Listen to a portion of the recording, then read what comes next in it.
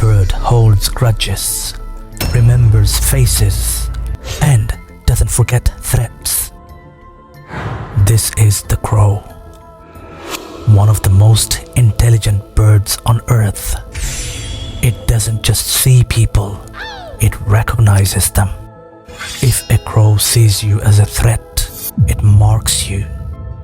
And that memory can last for years. It watches you from a distance, learns your movements, follows your presence over time. But it doesn't keep that information to itself. Crows communicate. They warn others. They teach which faces are dangerous, and passing that knowledge to their offspring. Once you're a threat, you stay one.